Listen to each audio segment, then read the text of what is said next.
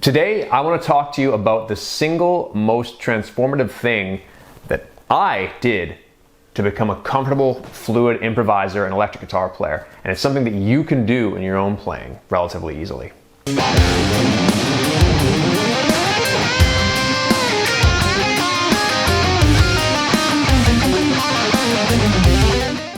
Before we dive in, make sure you hit that subscribe button, hit that like button, and let me know in the comments what electric guitar techniques you're currently working on. Today I want to talk about using scales fluidly, because I really believe that's something a lot of electric guitar players really struggle with.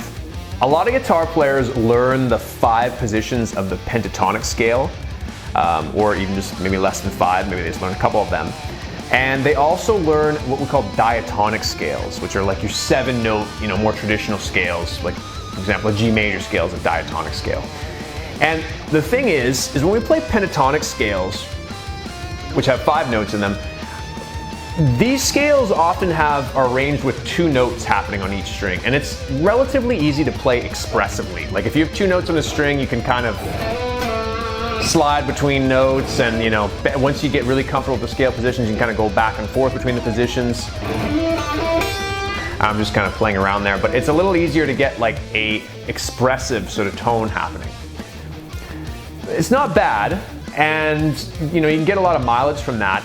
The trouble is the pentatonic scale at a certain point starts to sound, I wouldn't say stale, but you may find you might be left wanting a little bit, like you want to get a bit more sound.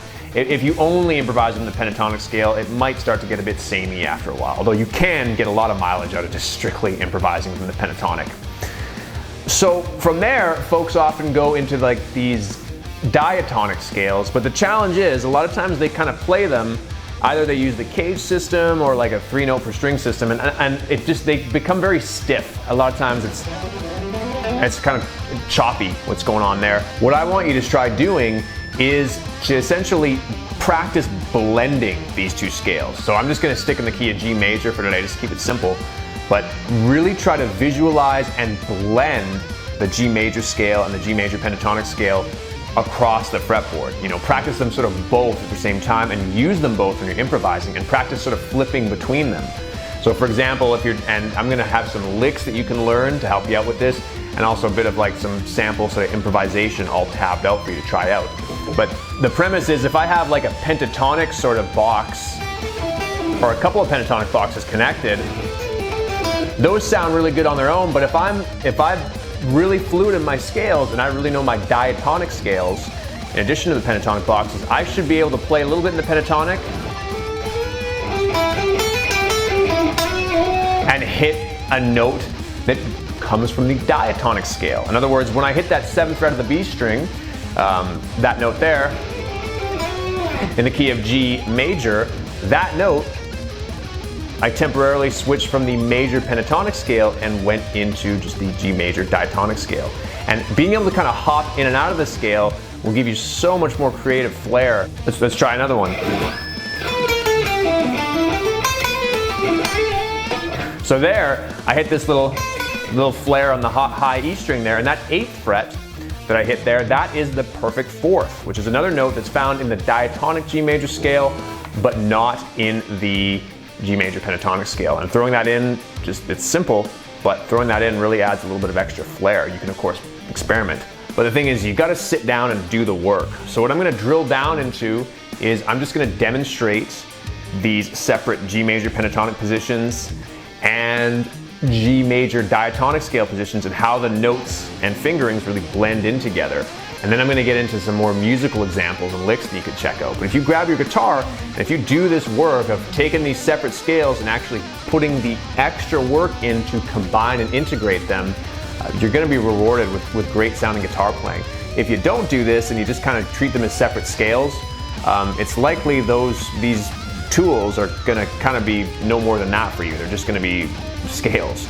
And which is a shame, because just learning scales on their own takes a considerable work, and just by doing this little bit of extra work, going the extra mile and going the distance of working to combine these scales,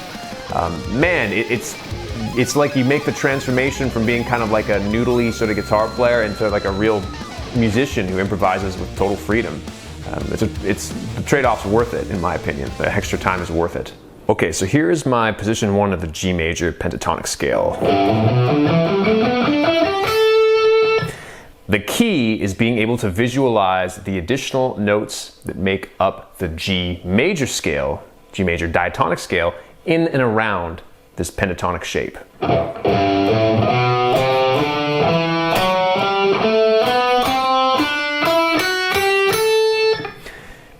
By doing this, you can play pentatonic runs that sound quite nice,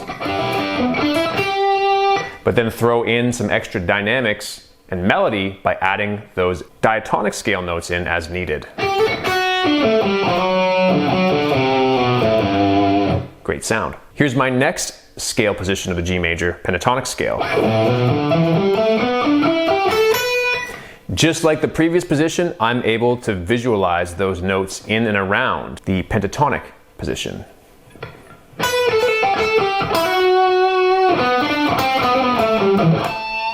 If I don't have those notes in there, it still sounds good, but there's definitely a little something added when I include those notes from the G major diatonic scale. Here's just strictly the pentatonic.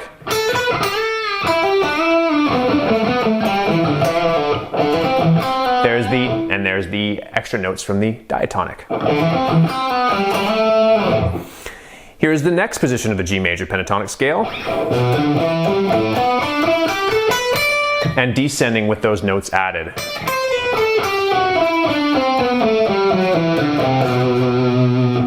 Really adds some cool sounds if you're doing some bendy phrases in this pentatonic position, and then throw in some of the diatonic notes as well.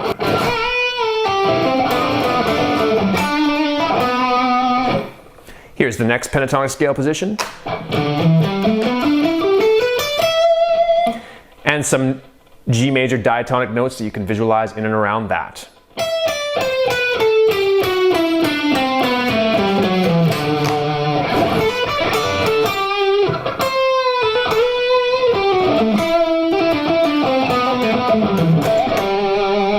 And the last G major pentatonic scale position. And the notes you can visualize from the corresponding diatonic G major scale in and around that.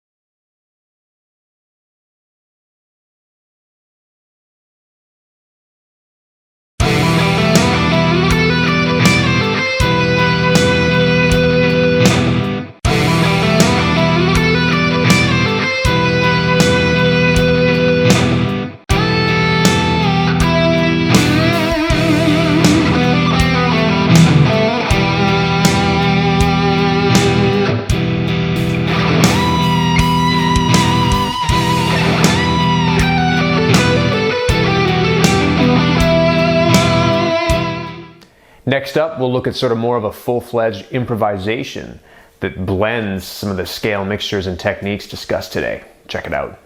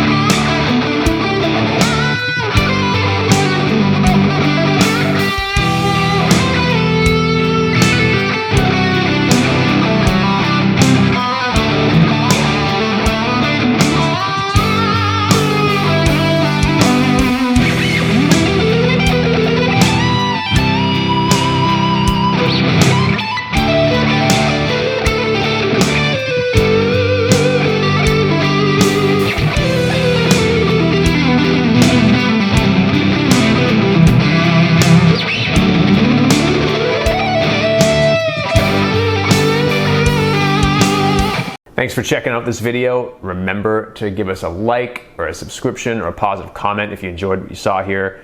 And We'll catch you in the next video. Cheers.